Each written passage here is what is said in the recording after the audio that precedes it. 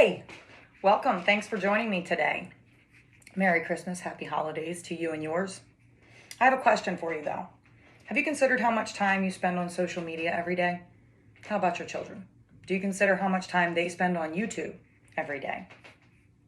According to the National Center for Health Research, 40% of adolescent girls and 20% of adolescent boys report using social media platforms for more than 3 hours a day.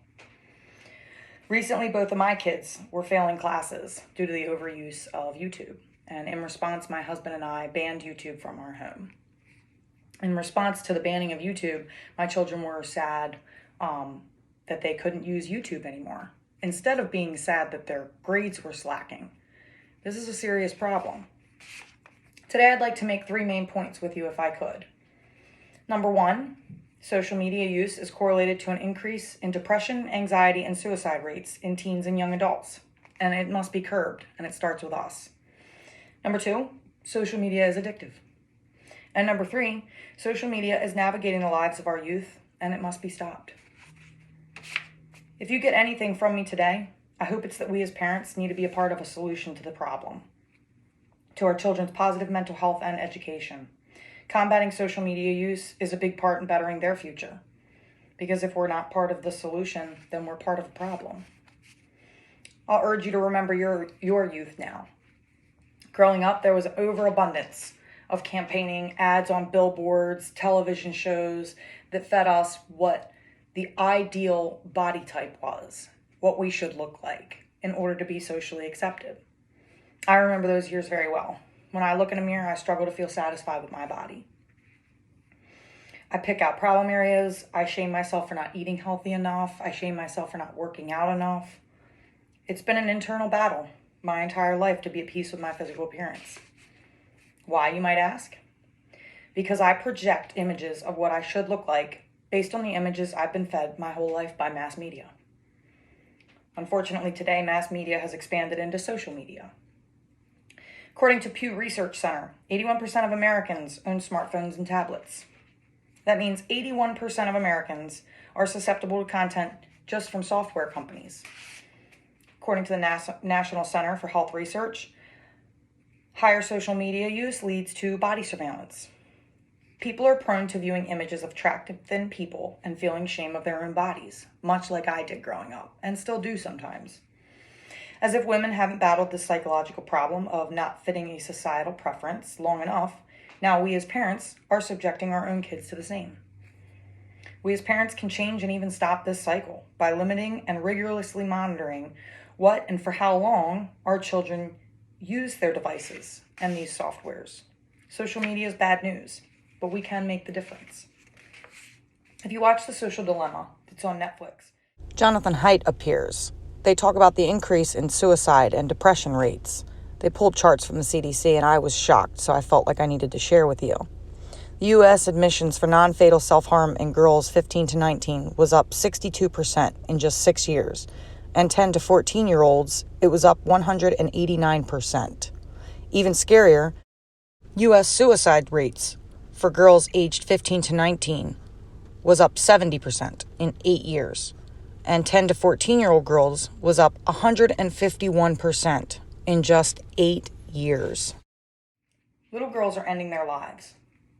I'm not sure about you, but this makes me very angry. I imagine my daughter feeling so hopeless that she thought taking her life would be better than living. This uprising must be stopped. If I'm not part of the solution, then I'm part of the problem. Social media is navigating the lives of our children. It must be stopped.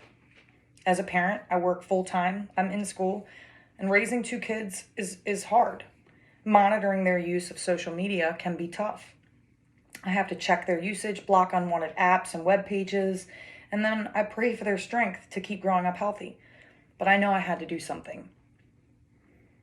What I found in my initial digging was that both of my kids, completely unaware, were being sucked in by YouTube for hours, and they couldn't put it down unless I intervened.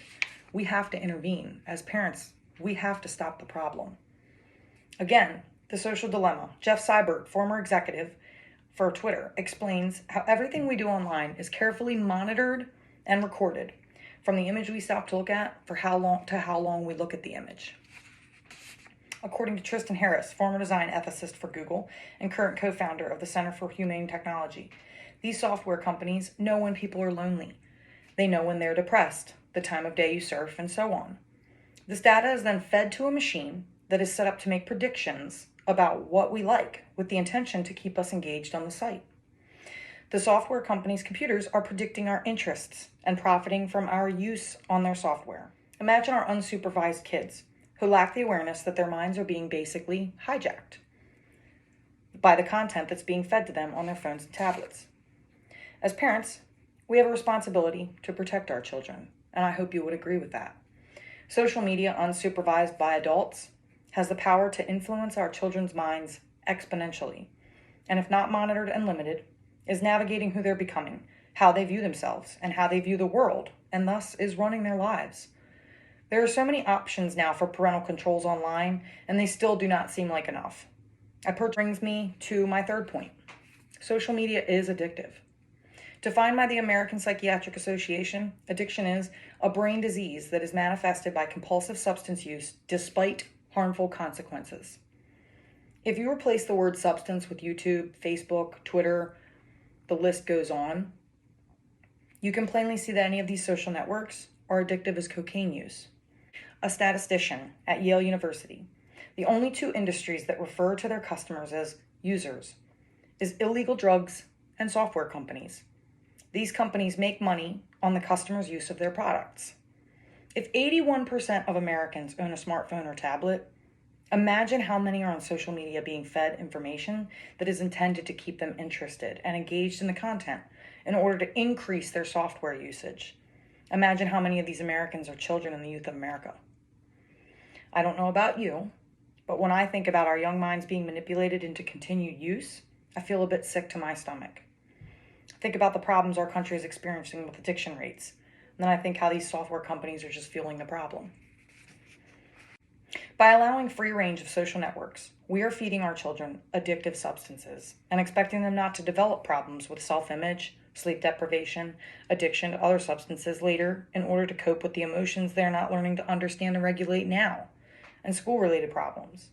If we're not part of the solution, we're part of the problem. In conclusion, my three main points: social media use is addictive. It's impacting the rate of depression, anxiety, and suicide in our youth, and it's navigating our youth lives. I'd like to be a part of the solution to this problem, and taking back control of what my children's minds are being fed is step one. I hope you'll join me in the realization that the overuse of social media is impacting our children in many ways, and their mental health is a priority. And I hope that you'll join me in the fight and monitor your kids and limit their use on social media. Thank you so much. Have a great day.